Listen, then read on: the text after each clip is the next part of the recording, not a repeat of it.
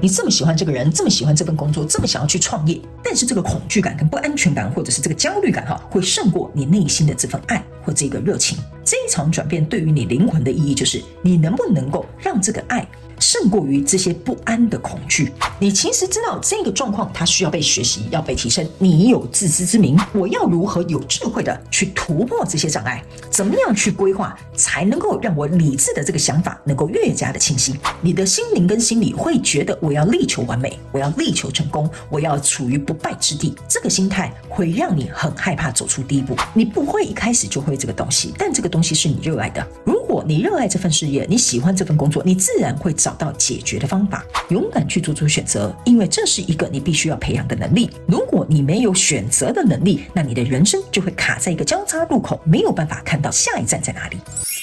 Hello， 水瓶座的朋友们，大家好，我是 Jane。今天这个影片呢，是要给水瓶座各位昂古贵的朋友们的正能量运势牌卡解读哦。那正能量运势牌卡解读呢，它没有任何时间上面的限制，所以如果你不是在首播的时候看到这一则影片，我会建议你以当下的季节或前后推敲3个月的时间为主，好不好 ？OK。那影片下方资讯栏有详细的影片使用说明。当然，我个人也认为能量它是永恒持续在流动的，所以你也不用太拘泥有关于时间上面的问题。什么时候看见，我相信对你来讲就是最美好的时间，好吧 ？OK 好，那紧接着接下来呢，我们要来跟大家分享有关于正能量运势牌卡解读的整体架构跟流程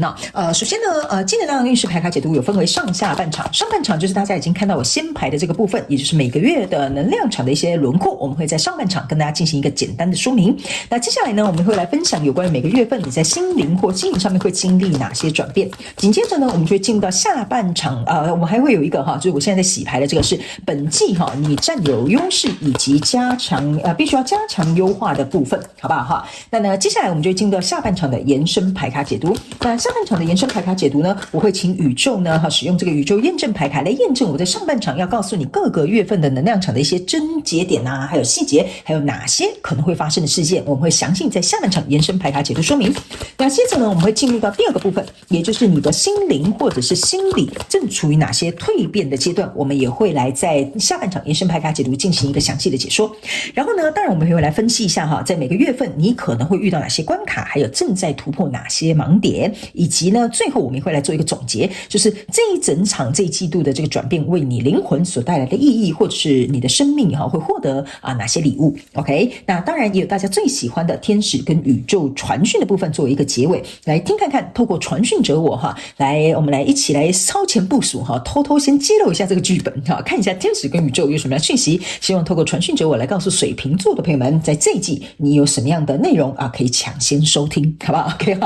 好，那呢在准备解牌之前呢，我再一次跟大家提醒一下等一下呢我在解牌的过程当中呢，我会讲第一个月跟第二个月还有第3个月，这是代表在这个季度这3个月当中的首月、第2个月跟最后1个月，并不代表今年的1、2、3月份 OK 因为有一些新来的朋友们，我们还是简单做一个快速说明。好，那接下来我们就要进入到解读你的能量场，那就请这个水瓶座各位昂古怪的朋友呢，给我一点时间呢，去感受你能量场上面的呈现跟细节请稍后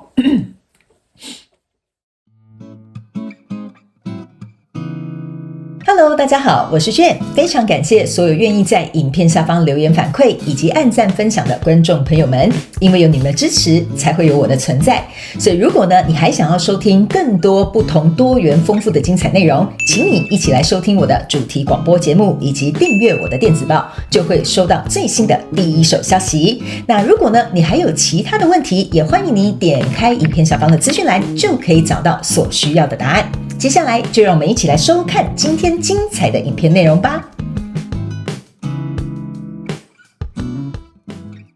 OK， 行，嘿嘿，我觉得我刚刚是露出一个诡异的笑声，嘿嘿 ，OK 为什么我会这样笑的原因是因为很棒，水瓶座昂古贵的朋友，这个季度过程当中呢，我相信你的判断能力跟决定能力会变得很强 ，OK， 但是这是被逼迫出来的。这就是为什么我刚刚会在那边嘿嘿，我觉得很好笑的原因就在这哈。来，不用太担心，各位水瓶座的朋友们哈，我们每个人哈在人生在世都会有很多课题要学习，有时候就是被硬逼着赶鸭子上架哈练出来的功夫。OK 哈，那接下来我会做一个详细的解说，那你也不用太担心，因为我个人会认为呢，这个能量场对你来讲是一个非常非常正向的一个转变，好吗 ？OK 哈，好，那我们首先呢就从你的第一个月份开始，你先抽到的这张牌卡呢是权杖10、隐士牌卡，还有这个圣杯4。那这3张牌卡在你第一个月份能量场呈现的时候呢，我个人会有一种感觉哈，就是说在跟你交手这个相关状况、人事物、事件、梦想或目标，甚至你的创业或者是一段关系都没有问题。新来的朋友，我再一次提醒你，我所有的讯息你可以灵活运用套用在你生活场景里面，我没有任何主题上面的限制。OK 哈，那你也可以截取适合你的讯息就好了。那在第一个月，这3张牌卡让我感觉你所交手的相关状况、人事物呢，我个人会认为哈，就是呢，我要怎么跟你讲哈，就是我这样我做一个大概的形容，你比较能够理解。这个你交手相关状况、人事物哈，你要说情绪价值满足呢，有啦哈；你说呢要能够有行动呢，有啦哈；你说呢看得到实际的这个结果，好像也有啦哈。但是它就是缺乏了一个，为什么会说你这一季的这个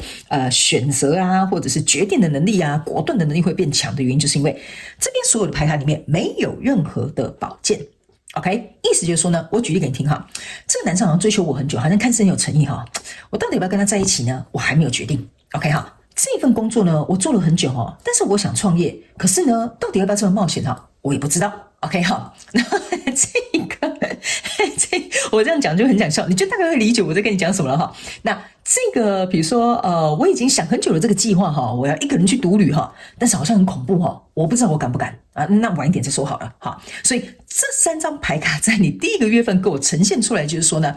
这件事情要做好像有点代价，好像有点责任。这件事情呢，如果要去付出的话，好像要承受些什么，或者是要付出些什么。OK， 这件事情呢，如果我要接受的话呢，好像看似可以，但是我觉得哪里好像缺了一位，或者哪里怪怪的。好，这个就是在第一个月份的时候，请你自行填空带入你这个交手相关状况人数当中。因为呢，这个圣杯4你注意看哈，它其实是代表这3个圣杯立在这里的时候呢，这边呢有个圣杯1递进来的。但你注意看哈，这个女生是双手交叉在她的胸前的，然后胸口是写 over， 就是说我看不清楚哈，这个人到底是有诚心还没诚心。虽然哈，他递了一个圣杯1给我 ，OK 哈，但我不确定。OK， 所以这张牌卡给我有一种感觉，你在情绪上，就是交手这个人事物上面哈，情绪上面，我个人认为不是对方没有诚意，而是你自己不敢肯定，就是说你不知道对方葫芦里卖什么药哈。但是我必须要告诉你哦，这是一种自我怀疑，不是对方的问题哈。当然这边我先讲一个但书哈，我不是叫你完全不要怀疑对方，就傻乎乎的相信对方哈。我是在解牌，你听这个讯息，你会觉得哦，对对对，就是这样，那个就是给你的 ，OK 哈。所以呢，我为什么会说呢？不是对方呢，好像没有诚意，是你可能有一点自我怀疑。例如，对方对你这么好，你可能内心有自卑感或不配得感，或者是有自我价值的问题，你就会觉得他干嘛要对我这么好？怎么那么奇怪？我觉得我不要好了。所以这就是为什么你不敢接受。好，或者是你不敢去拿下这个机会，这就是为什么我会跟你讲，我再看看好了 ，OK 哈，太好的东西给你，你没有一个很稳固的内在的话，你是没有办法承接这个机会来到你的生命当中的。那这个隐士牌卡，这个呢象征的就是你内在还没有解决课题的地方。但是这个课题如果你解决了，它会为你带来非常丰厚的回报。为什么呢？因为这个隐士牌卡胸口是挂着一个钱币1的，象征的意思就是说，你看哦，这个人是把这个手放在他的胸口的，意思就是说呢，我也知道这件事情要跨越这个障碍，或跨越这个课题，或者是勇敢的去接受这个人事物，或者是勇敢的去追求这个人事物，这个是需要我自己内在要准备好，心理素质要有，甚至我要对我自己可能有自信。好，这边你就自己填空哈，我就是讲一个比较概述，因为我觉得水瓶座的朋友们哈，你这一次的这个金能量运势牌卡解读，我已经有稍微先感受到了。你的能量是属于很广、很空泛、很发散性的那种感受，所以我尽可能用多一点形容词，但是你要灵活运用，好吗？好，所以我刚刚讲的说，这个隐士牌卡就代表说，你内心有你自己的考量，内心有要跨越的课题，内心有一些阴暗的地方，导致于这个跟你的这个相关状况的这个人事物哈，你在第一个月份，你不会有很果断、很果决的一个决定，你会有点犹豫，你会有点迟疑，你会有点拉扯，你会有点怀疑。OK 哈，这个权杖10呢，也会有一个非常有趣的事情哦。你看哦，这个女生是抱着这10支权杖，象征的是说呢，你们这10支权杖都不要走哈，我都抱着这10支权杖，为什么呢？权杖十走下一张叫做权杖一，权杖一象征的就是行动。意思就是说呢，你在这边犹豫、拉扯、怀疑，或者是有点忐忑这个都没有办法走到权杖一。没有权杖一，象征就代表说你现在不敢付出行动，或不想付出行动，或不愿意付出行动。所以这个跟你交所相关状况人数就不会有任何推进，不会有任何进展，也不会有任何结果。OK， 因为这个权杖十象征的也是你在考量的责任，你在担心会发生的结局，你在思考自己有没有这个承受的能力，所以这个权杖十会让你卡在这里，暂时没有办法走到权杖一。好，这没有不好，这是代表你想得很仔细。OK， 这个是我要提醒你的。所以我现在不在笑你说哈哈你没有办法做出决定，不是这个意思，是指这边你有一个课题跟关卡要过，那每个人状况不同，你要去想一下这个隐士牌卡代表你的阴暗面或阴影面，或者是内在层面要学习哪些课题。这个权杖十象征的是你真正巩固的实力、能力、承担能力是不是已经准备好了。这个圣杯是带着的象征的意思，就是说你在情绪层面、感受层面、情感层面，你有没有准备好了？所以你才会发现在第一个月份你没有任何的宝剑。OK 哈，所以来到第二个月份也很好笑哈，来哈，我跟你讲哈，水瓶座的朋友们，你们跟我很熟了哈，水瓶座也是算是我们这个频道的这个龙柱哈，你们应该可以经得起我这样笑哈，你们不要误会我的意思，如果你是新来的朋友，你可能觉得我很奇怪哈，来，我给你看，你就知道了哈，你有没有发现这三张牌卡跟这三张牌卡有哪些异曲同工之妙的地方？好，你注意看哦，一样有钱币、有圣杯、有权杖，就是没有宝剑。这件事是你知道为什么我开头会这样笑哈，是笑你很可爱 OK 好，来你们要了解哈，我有时候在这边笑不是笑你们哈，就是苦口婆心我能够理解这个能量场呈现出来的状态，所以我很乐意帮你们做这个解牌 OK 好，来刚刚在第一个月我刚刚已经有讲了，你在感性层面、情绪层面、阴暗层面，或者是阴影层面，或者是你在真正有能力实力层面，你都要去做一个考量，所以你不动对不对 OK 哈，来到第二个月份的时候呢，我觉得比较好了哈，进步了水瓶座的朋友们好来，这刚刚在这边是有点像是吓到吃手手啦哈，这边是有点像是说完了手手吃完了要不要改吃脚胶了哈，所以呢这边就有点像是说如果我连手手吃完脚胶也吃完，接下来要吃什么就没得吃了嘛，是不是这样说？所以呢来到这里很有趣的你变勇敢了 OK 哈，这边我不得不夸奖你哈，这个一定要夸奖一下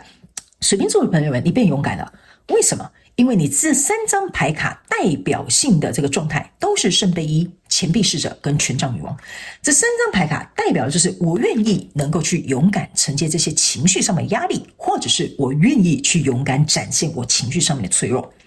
这个钱币侍者象征的就是我愿意拿出实质的解决方法，我愿意去面对我该解决的事情。这个权杖女王象征的就是我愿意相信我自己有能力付出行动，并且会有一个好的结果，所以她是右手拿权杖，左手拿太阳花 OK 好，所以在这里我个人会感觉她有点像是在暖身，但是还没有就是助跑 OK 好，所以这边有一个状态，就是你经历过这些很内在的审视跟外在的核实之后，来到这个第二个月的阶段，就是好吧，既然如此，这个跟我交手相关状况人数，如果我没有付出行动，我没有做出一个决定，我自己也有自知之明，它是不可能会有结局的。所以这个比较像是在呈现你第二个月你正在准备什么，你在调整什么，不管是在情绪上，或者在行动上，或者在实质的这些计划上，你目前在一个筹备暖身的状态 OK 哈，所以我才会说你的能量场给我就是感觉很可爱。好，来精彩的来了哈，第三个月你抽到的是宝剑女王，抽到的是宝剑二，抽到的是 Temperance OK 好，来你的宝剑终于出鞘了哈，在第三个月 OK 好，来而且非常有趣的一件事情你有没有发现你的宝剑出来了，圣杯出来了，但你的权杖跟钱币不见了 OK 不是变魔术OK 好我这边要告诉你的意思就是说，你已经知道了有行动有计划，那这件事情它才会有一个基础，这就是为什么你在第三个月不用钱币跟权杖，因为你知道这是一个基础，我本来就要这样子OK， 所以第三个月出现的是这个圣杯，还有这个宝剑。这个圣杯呢是两个圣杯，这个 Temperance 意思就是说，我觉得时机对了，准备好了，我心里的这个，比如说要去培养的这个状态也 OK 了 OK 哈。所以呢，这个太阳只是刚渐渐升起，你还在调整跟调和的一个阶段。所以我觉得你在第一个月思考的，在第二个月准备的，在第三个月它就成型了。OK， 那在成型的过程当中，它需要有时间的融合，所以 Temperance 才会在这个时候出现。然后呢，来到这边这个宝剑一跟宝剑二代表什么呢？象征的就是宝剑一加宝剑二，象征的就是宝剑三。意思就是说，我如果不做出决定，卡在这中间的人数，你我都难受。所以既然我要做出决定，那我就要做出像宝剑女王的决定，我不要再犹豫了。OK 哈，所以呢，这张牌卡的意思就是说，如果我不做决定，你我都难受。你不会有结果，我也不会有任何的这个结果 ，OK 哈，就像是比如说，你如果要创业，你如果不去做，你不去做一个决定的话，这个创业不会存在，你也不会变成一个创业家 ，OK。如果这一段关系你真的想要跟这个人，比如说求婚好了，想要跟这个人在一起，你不去告白，他也不会答应你，你也不会得到一个男朋友或女朋友，就是类似像这样的状态，而且你们可能就卡在一个暧昧的状态，你也不舒服啊，我也不舒服啊，可能最后就没有着落。这个就是这个宝剑女王跟宝剑二要表达的含义。所以呢，你开始意识到了，无论如何，我都得要做出一个明确的一个抉择或者是决定。这个就是有点像是说哈，这个对你在这一季交手的这个人事物，它有点像是 push 你，就像我刚开始开场跟你讲的哈，你知道哈，但是我就是暂时做不到 ，OK 哈，所以呢，我们就有点像是那个慢慢的磨，慢慢的推哈，来到这个第3个月哈，终于哈，这个宝剑就出现了。OK 哈，所以我才会说呢，你这个是有点像是被推进，好，比如说对方就跟你讲，我们都在一起10年了，你还不跟我求婚，好，这个就有点像是被逼着，来到第3个月，他就只好去跟他求婚了哈。那当然你不是盲目的求婚啊，你是真的已经准备好了哈。然后我就觉得你在这里会表现得很好。OK， 好，来，等一下呢，也不用太担心。我们等一下在下半场延伸牌卡解读的时候，我会用宇宙验证牌卡来验证有关于每个月份更细节的一些症结点，还有可能会发生的事件，好不好？你现在我只是讲一个轮廓给你听。好，来，接下来我们要来看一下，在每个月份你的心灵或心理可能会经历什么样的转变。OK， 那等一下我们还会来分析本季你占有优势的地方，或者是需要去加强优化的地方，好吧 ？OK， 来，首先从第1个月来看一下哈，第1个月你在心灵是2张哈，你在心灵跟心理占有优势对不起，你在心灵跟心理要经历哪些转变哈？来，这张牌卡呢叫做Let it shine， OK， 你看嘛，这就是我跟你讲的，你要像一个孔雀开屏一样 ，OK 哈？那这张牌卡是要告诉你，请无所畏惧，并且保持勇敢 ，OK 哈？这2张牌卡，我其实不用解牌给你听，你这个水瓶座的朋友们，如果经常来看我的影片的话，你就知道这个你自己解就可以了。为什么？我刚刚有说了嘛，在这里是一个准备的一个阶段，所以你会有很多 concerns， 你会想这个想那个，思考那个，预备那个，害怕那个，然后紧张这个，对吧？这张牌卡就是在告诉你一件事情，你必须要能够勇敢无惧，并且是勇敢的一个状态，所以你的心灵正在面对你的恐惧，还有面对你的不安 ，OK。这个东西呢是很可怕的，为什么呢？这张牌卡是4号牌的，明明4号牌是应该一个很稳固的状态，但是为什么要叫你勇敢呢？原因是因为你在行动的过程当中，不是因为你不害怕了，所以你去行动了，而是你在行动的过程当中，你还一边害怕，你懂我意思吗？你不会因为害怕而停下你的行动。这个就是你在这个第1个月份，你心灵跟心理会经历哪些转变？就是我虽然很害怕，但是我会持续前进。这就是为什么我会跟你讲，你好像被推着，你还是硬往前走，你懂我的意思吗？OK 哈。那这张孔雀牌卡呢，其实要来告诉水瓶座的朋友们哈，孔雀呢，它开屏的时候是非常吸引人的。OK 好，还有一件事情，孔雀开屏就是在求偶嘛，希望对方可以看见我嘛。那这张牌卡是要告诉你，就是说你应该要让你内在的那一块去展现出来。OK 好，这个呢我解释给你听哈，就是说，比如说我就这样讲好了，比如说对方要求说，我们都在一起10年了，你为什么还不跟我求婚？OK， 你要展现出来的不是我也要跟你求婚啊，我再挑一个好日子哈，不是这种展现 ，OK 哈，你要展现出来是有点像是在跟他讲说，我想要跟你结婚，我想要跟你走得很长久，但是我在让我自己的内在的状态做一个完整的准备，然后能够去承担这一份比如说重责或者是这一份情感。OK， 你要展现出来的是你内心原本就有的那个本质。OK， 或者是比如说这个创业是你很喜欢的 ，OK， 你心灵跟心理在转变的那个部分，就是这是一个我热爱的事业，这是一个我想要未来改变的人生，哈，这个是有可能会让我未来生活可以变得更好的一个选择。所以你要怎么展现出来呢？展现出你内在当初想要去做这个选择，有这个 idea， 你那个初衷就好了。OK 哈，比如说你就觉得我现在当别人员工，我想要去开个手摇店，我想自己当老板。OK， 你为什么喜欢手摇店？因为我自己本身很喜欢喝手摇饮。我知道什么搭什么样的料哈很好喝，我知道什么样的水果哈搭什么样的茶最好喝，好 OK， 所以这个就有点像说，你要让你内在原本有创意、有热情、有热衷的那一块展现出来就好了。OK 哈，所以这个不是说就像我刚刚跟你讲的，不是很形式化的那个，而是从内心把你的本质展现就可以了。OK 哈，那我觉得为什么这张牌卡会在这里，是因为某部分的这个水瓶座的朋友们，你可能太拘泥于一种形式啊，或者是一种我不知道为什么，我感觉是一个框框哈，那个框框有点像是一个形式或一个样子或什么，或者是外在价值观，觉得这样才叫好。OK 哈，所以你可能被那个卡住了。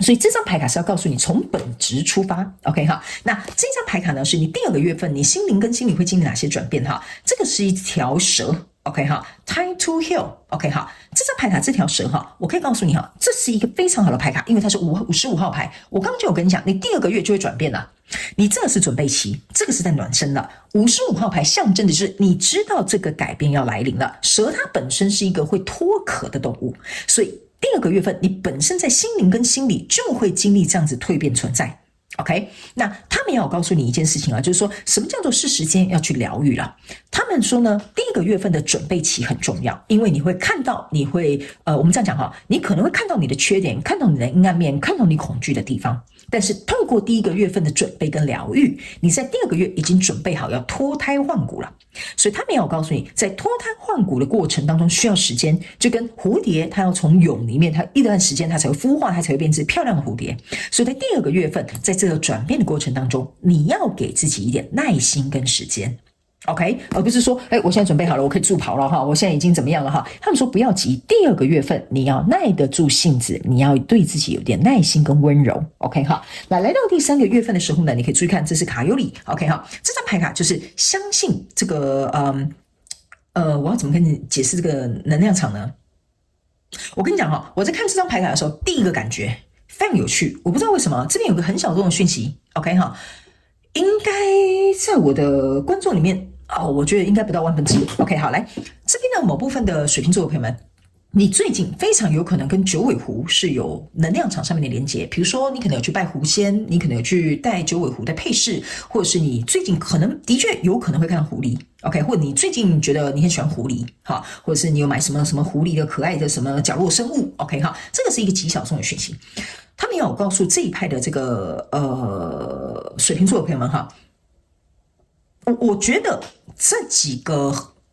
就是你去收集或你去接触这个东西，会让你重新找回一个吸引力或魅力，就对自己的一个自信。我觉得这个可以，你可以去这么做哈，这讯息带到即可。OK， 他们叫我这样讲就好了，因为这应该是非常极其小众的讯息。那如果有符合，欢迎你在影片下面留言让我知道。OK， 来，接下来我们回到大众。这张牌卡呢，其实是要告诉那个大部分的这个水瓶座的朋友们哈，你在第3个月所经历的心灵跟心灵上面的转变的意思就是说呢，你要注意一件事情哈。这个狐狸种类的这种动物哈，第一，他们是很有吸引力的，他的眼神是会穿透你的。OK 哈，他们叫我这样形容，就是他们的眼神是会穿透你的，会看见你的。他们呢不疾不徐，他们会选在完美的时间去捕获，比如说他们在狩猎的时候会去捕获你的。还有狐狸呢，代表的象征的是一个弹性。好，它会有化身，它会变身，它会有一个弹性。好，他们叫我这样形容。OK 哈，所以这张牌卡是要告诉你的一件事情，你会经由这个筹变，这一个转变来到这里的时候，你会重新散发出你自己的魅力，展现出你自己的能力，然后呢，也会非常有强大的吸引力，不管是工作吸引力、财富吸引力，或者是这种关系男女的这种吸引力。OK 哈，这张牌卡是要告诉你，你在第3个月会经历到，你会发现这个力量重新回到你的身上。你会发现你真正想要的什么东西，它会因缘际会的把所有的资源带到你的生命里。OK 哈，他们说这个心灵跟心理上面的转变不是因为外在的原因，而是因为你内在的这个蜕变。OK， 你重新看见自己适合什么，不适合什么，想吸引什么，不想吸引什么。还有你看清楚你未来的这个蓝图，你做出了这个决定之后，你会发现很有趣的，不适合你会自动剥落，适合你的会自动进来。OK 哈，所以这个呢是在第3个月你可能会体会到的。接下来呢，这个整个季度呢，你的这个心灵跟心理上面的转变哈，这是一个土拨鼠 ，time to let go。OK 哈，他们说这张牌卡的意思就是说呢，你去想哈，土拨鼠会赌的会挖洞嘛？他没有，我跟你讲哈，是时候了，不要再把自己隐藏起来了，也不要再让你这个内在的这些课题或阴影或者是这些恐惧抓住你的，是时候了。你是一个土拨鼠哈，他没有跟你讲哈，土拨鼠是会要挖洞的，然后甚至可以挖很多洞的。他没有跟你讲，如果你永远都在挖洞寻求安全感，那你永远没有办法站立在这个地面上。OK， 所以他们也有告诉你一件事情，没错，我们人偶尔可以脆弱，可以躲在这个洞里面，但是这个土拨鼠手上是拿着心，他会为了他所爱的人事物来到这个地面上，勇敢的去让这个原本的样子展现出来。他不会永远躲在洞里的 ，OK 哈，所以他们说你要勇敢的站出来，这个就是你在这一季会去感受到心灵跟心理上面的转变。来，接下来我们来看这一季你要占有优势的地方跟加强优化的地方，这个叫做精神分裂跟引导哈。这个意思就是说呢，在这一季度的过程当中，你明明就有这么强大的力量去引导你自己。OK， 他们说千万不要让你自己在这里准备期的时候搞到自己精神分裂，这个就是你有优势的地方跟需要加强的地方。你看，这是两栋建筑物，一个人卡在中间，把自己要分裂了，摔下去了，你懂我意思吗？他们有跟你讲哈。你的脑袋里面呢，在这一季这个交所相关状况人数，我讲某部分的你一定会被逼迫上架的，某部分的人你知道事不宜迟了，该做出选择了。他没有跟你讲，不要让你脑袋里面的东西搞得你左右为难，精神分裂，然后不知道怎么样去做一个选择。你要引导你自己有力量的陪伴你自己去做出一个最适合你的选择。他没有跟你讲哈，这一张牌卡呢是一个天使哈，像展翅高飞一样。他们说呢，你的优势就是在于你有很灵活的弹性，你可以展翅高飞，你非常有创意，你也非常多元，你又可以容纳百川，你又可以去接受所有不局限于世俗的一些观念，所以他们要我告诉你，这个就是你的优势。你不需要因为这个是外在环境所给予的框架，你在这两者之间不要搞到自己精神分裂。 OK 好，所以这个呢大概就是这一季呢我们在上半场要告诉你的一些净能量运势牌卡解读。接下来呢我们要进入到下半场了。好，那下半场呢，我们接下来会马上来用宇宙验证牌卡来验证各个月份的能量场的一些细节、症结点，还有可能会发生的这个事件，我们会详细做一个说明。接下来呢，我们会来分享在每个月份你的心灵正卡在哪个蜕变的阶段。我觉得水瓶座的朋友们这一季很需要这个讯息 ，OK 哈，因为你都要精神分裂了哈。然后呢，第三点呢，我们会来分享在下半场延伸牌卡解读，我们会来看每个月份你有哪些卡关跟必须要突破的盲点，以及这整季的这个转变为你灵魂带来什么样的意义或者是生命的礼物。最后我们会透过传讯者我来听看看天使跟宇宙有什么样的讯息，希望我用口说表达的方式来告诉你，好吧 OK。 所以如果你也想要加入到我们下半场的延伸牌卡解读，非常欢迎你们。延伸牌卡解读的连结就在我们这一则影片下方的资讯栏的第一行，你可以很轻松的就可以找到，欢迎你们以行动来支持我们 OK 哈。那以上非常感谢水瓶座的朋友们来收看我的影片，也希望你会喜欢。那我们就下半场延伸牌卡解读见咯，拜拜。